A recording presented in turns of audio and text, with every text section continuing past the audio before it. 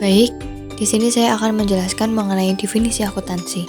Menurut American Institute of Certified Public Accountants dalam Harahap mendefinisikan akuntansi sebagai seni pencatatan, penggolongan, dan pengiktisaran dengan cara tertentu dalam ukuran moneter, transaksi, dan kejadian-kejadian yang umumnya bersifat keuangan termasuk menafsirkan hasil-hasilnya. Sedangkan menurut American Accounting Association dalam Sue Marso mendefinisikan akuntansi sebagai proses pengidentifikasian, pengukur, dan melaporkan informasi ekonomi untuk memungkinkan adanya penilaian-penilaian dan keputusan yang jelas dan tegas bagi mereka yang menggunakan informasi tersebut.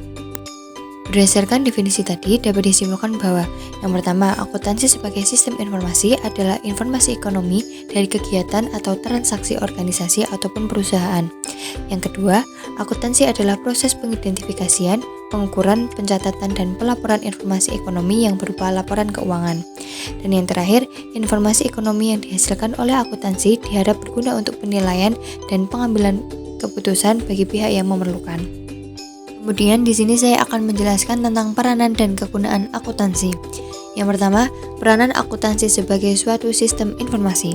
Akuntansi sebagai sistem informasi diharapkan dapat memberikan informasi yang tepat dan akurat dalam memberikan keputusan yang tepat bagi para pemakainya, sehingga para pemakainya dapat mengambil keputusan guna kemajuan perusahaan yang dikelolanya. Kegunaan akuntansi secara umum sebagai berikut. Yang pertama, untuk mengetahui informasi yang berguna bagi manajemen. Yang kedua, untuk menghitung laba atau rugi yang dicapai oleh perusahaan. Yang ketiga, untuk membantu menetapkan hak masing-masing pihak yang berkepentingan dalam perusahaan, baik pihak internal maupun eksternal. Yang keempat, untuk mengendalikan atau mengawasi aktivitas-aktivitas yang dimiliki perusahaan. Dan yang terakhir, untuk menunjukkan hal-hal yang telah dilakukan oleh perusahaan dalam mencapai target yang telah ditetapkan oleh perusahaan. Kalau dipelajari, kegunaan akuntansi adalah memberikan informasi yang sangat diperlukan baik pihak internal maupun pihak eksternal.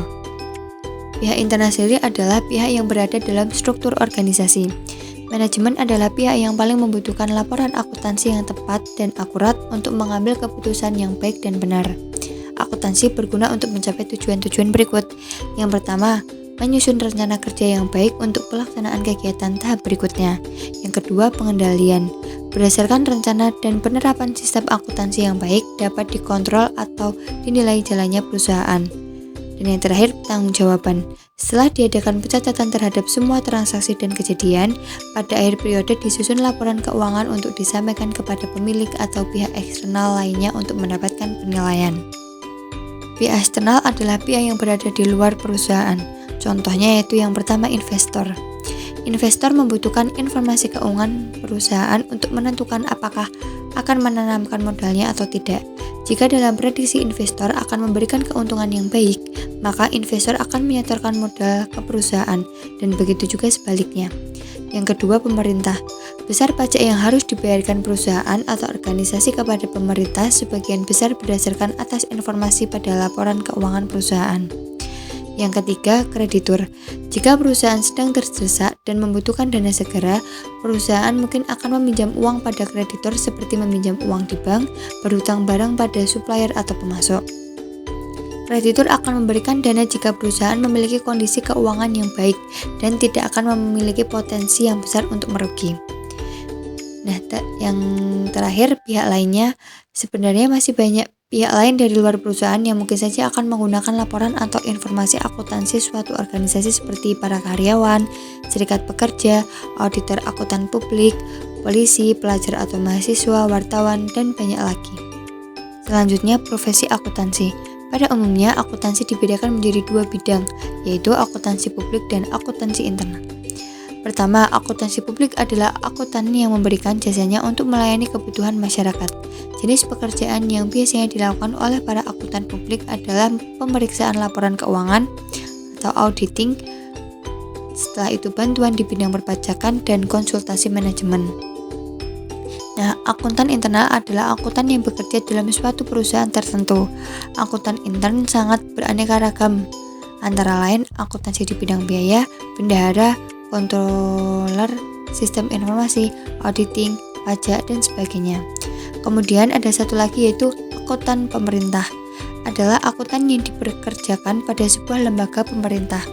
Perlu diketahui bahwa dalam pemerintahan sendiri, dalam pengelolaan keuangan sering terjadi kebocoran-kebocoran uang negara.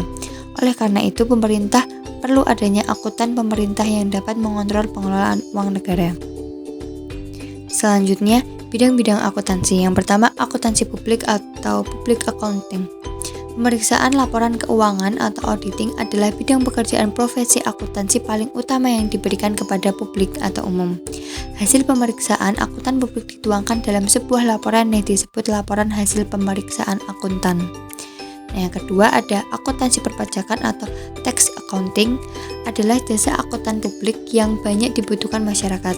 Tujuan yang ingin dicapai dengan memberi jasa ini adalah yang pertama untuk memenuhi peraturan perpajakan yang berlaku, dan yang kedua untuk menekan pajak seminimum mungkin. Setelah itu ada konsultan manajemen atau manajemen konsult, adalah pemberian jasa yang meliputi aspek yang luas. Sebagai pemeriksa, akuntan biasanya mempunyai pengetahuan yang mendalam mengenai operasi perusahaan yang diperiksanya. Oleh karena itu, akuntan publik dapat memberikan berbagai pertimbangan dan saran kepada manajemen untuk memberikan hasil operasi perusahaan yang menggunakan jasanya. Selanjutnya ada akuntansi biaya atau cost accounting. Akuntansi biaya menganalisis biaya perusahaan untuk membantu manajemen dalam pengawasan biaya. Biasanya akuntansi biaya ditentukan pada biaya produksi.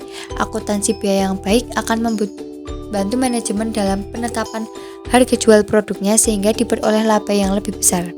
Selain itu, akuntansi biaya dapat memberikan informasi kepada manajemen tentang produk mana yang tidak menguntungkan sehingga produksinya harus dihentikan, dan produk mana yang menguntungkan. Setelah itu ada peranggaran atau budgeting. Adalah penyusunan anggaran, selalu memperhatikan data masa lalu yang dilaporkan dalam laporan akuntansi. Anggaran juga digunakan untuk mengawasi jalannya operasi perusahaan melalui perbandingan antara data yang sesungguhnya dengan anggaran. Oleh karena itu, perusahaan biasanya memandang kegiatan peranggaran sebagai aspek yang penting dari sistem akuntansinya. Selanjutnya ada perencanaan sistem informasi, mengidentifikasikan kebutuhan informasi untuk kepentingan intern maupun ekstern setelah kebutuhan informasi diketahui. Selanjutnya dirancang dan dikembangkan sistem yang sesuai. Setelah itu ada pemeriksaan intern. Pemeriksaan intern adalah pemeriksaan yang dilakukan oleh akuntan intern perusahaan. Para akuntan intern bertugas untuk mengevaluasi sistem akuntansi dan manajemen. Tujuan pokoknya adalah untuk membantu manajemen dalam memperbaiki efisiensi operasi dan untuk menjamin bahwa karyawan dan bagian-bagian perusahaan telah melaksanakan prosedur dan rencana yang ditetapkan manajemen. Setelahnya ada akuntansi keuangan. Akuntansi keuangan adalah akuntansi yang bertujuan untuk menghasilkan informasi keuangan untuk kepentingan pihak luar. Yang dimaksud dengan pihak luar adalah pihak-pihak di luar manajemen perusahaan seperti investor, kreditur, badan pemerintah, dan pihak luar lainnya. Selanjutnya ada akuntansi manajemen. Akuntansi manajemen adalah akuntansi yang bertujuan utama menghasilkan informasi untuk kepentingan manajemen. Umumnya, informasi untuk keperluan manajemen bersifat sangat mendalam dan diperlukan untuk pengambilan berbagai keputusan manajemen. Informasi semacam ini biasanya tidak dipublikasikan kepada umum. Kemudian selanjutnya saya akan membahas mengenai proses akuntansi. Laporan keuangan adalah hasil daripada proses kegiatan akuntansi selama satu periode. Dalam definisi akuntansi di atas disebutkan bahwa akuntansi merupakan suatu proses yang meliputi pencatatan, penggolongan, peringkasan, pelamporan, dan penganalisisan data keuangan dari suatu organisasi. Kegiatan pencatatan dan penggolongan adalah proses yang dilakukan secara rutin dan berulang-ulang setiap kali terjadi transaksi keuangan. Sedangkan kegiatan pelaporan dan penganalisisan biasanya hanya dilakukan pada waktu tertentu. Kegiatan pencatatan dan penggolongan yang bersifat rutin dapat dilaksanakan dengan tulis tangan yang dijumpai pada perusahaan-perusahaan kecil, dan ada pula yang dikerjakan dengan mesin-mesin otomatis seperti yang kita jumpai pada perusahaan-perusahaan besar. Ini bentuk-bentuk organisasi atau perusahaan. Perusahaan adalah suatu organisasi yang didirikan oleh seseorang atau sekelompok orang atau badan lain yang kegiatannya adalah melakukan produksi atau distribusi guna memenuhi kebutuhan ekonomis manusia. Kegiatan ekonomi seperti hal tersebut pada umumnya untuk memperoleh keuntungan, tetapi ada pula yang tidak mencari keuntungan. Bentuk perusahaan secara umum ada 3 macam, yaitu perusahaan perorangan, perusahaan persekutuan, dan perusahaan perseroan. Yang pertama adalah badan usaha atau perusahaan perseorangan atau individu. Perusahaan perseorangan adalah badan usaha yang kepemilikannya dimiliki oleh satu orang. Individu dapat membuat badan usaha perseorangan tanpa izin dan tata cara tertentu. Semua orang bebas membuat bisnis personal tanpa adanya batasan untuk mendirikannya. Pada umumnya, perusahaan perseorangan bermodal kecil, terbatasnya jenis serta jumlah produksi, memiliki tenaga kerja atau buruh yang sedikit, dan penggunaan alat produksi teknologi sederhana. Contohnya perusahaan perseorangan seperti toko, salon, rental, penjahit, dan lain sebagainya. Yang kedua, perusahaan atau badan usaha persekutuan atau partnership. Perusahaan persekutuan adalah badan usaha yang dimiliki oleh dua orang atau lebih yang secara bersama-sama bekerja sama untuk mencapai tujuan bisnis. Untuk mendirikan badan usaha persekutuan membutuhkan izin khusus pada instansi pemerintah yang terkait. Yang termasuk dalam badan usaha persekutuan adalah firma dan persekutuan komanditer alias CV. Firma adalah suatu bentuk persekutuan bisnis yang terdiri dari dua orang atau lebih dengan nama bersama yang tanggung jawabnya terbagi rata, tidak terbatas pada setiap pemiliknya. Yang kedua, CV. CV adalah suatu bentuk badan usaha bisnis yang didirikan dan dimiliki oleh dua orang atau lebih untuk mencapai tujuan bersama dengan tingkat keterlibatan yang berbeda-beda di antara anggotanya. Satu pihak dalam CV mengelola usaha secara aktif yang melibatkan harta pribadi dan pihak lainnya hanya menyertakan modal saja tanpa harus melibatkan harta pribadi ketika krisis finansial. Yang aktif mengurus perusahaan CV disebut sekutu aktif dan yang hanya menyetor modal disebut sekutu pasif. Yang ketiga ada perusahaan perseroan terbatas atau PT atau korporasi atau korpora. Perseroan terbatas adalah organisasi bisnis yang memiliki badan hukum resmi yang dimiliki oleh minimal dua orang dengan tanggung jawab yang hanya berlaku pada perusahaan tanpa melibatkan harta pribadi atau perseorangan yang ada di dalamnya. Di dalam PT, pemilik modal tidak harus memimpin perusahaan karena dapat menunjuk orang lain di luar pemilik modal untuk menjadi pimpinan. Untuk mendirikan PT, dibutuhkan sejumlah modal minimal dalam jumlah tertentu dan berbagai persyaratan lainnya. Terakhir, saya akan menjelaskan mengenai jenis-jenis usaha perusahaan. Jenis-jenis usaha secara umum ada 3 macam, yaitu perusahaan jasa, perusahaan dagang, dan perusahaan industri. Yang pertama, perusahaan jasa. Perusahaan jasa yaitu perusahaan yang bergerak dalam bidang menawarkan jasa untuk mendapatkan keuntungan. Contohnya seperti usaha bengkel, usaha salon, usaha bioskop, usaha biro jasa, usaha konsultan, usaha perantara, dan masih banyak contoh lainnya. Yang kedua, perusahaan dagang.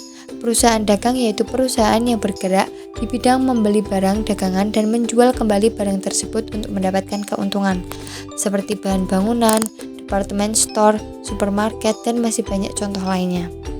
Yang ketiga adalah perusahaan industri. Perusahaan industri yaitu perusahaan yang bergerak dalam bidang mengolah bahan baku menjadi setengah jadi maupun barang jadi yang kemudian dijualnya untuk mendapatkan keuntungan. Seperti perusahaan sepatu, perusahaan otomotif, perusahaan tekstil, perusahaan semen, perusahaan cat, dan masih banyak lainnya. Sekian materi yang bisa saya sampaikan. Apabila terdapat kesalahan, saya meminta maaf. Terima kasih atas perhatiannya.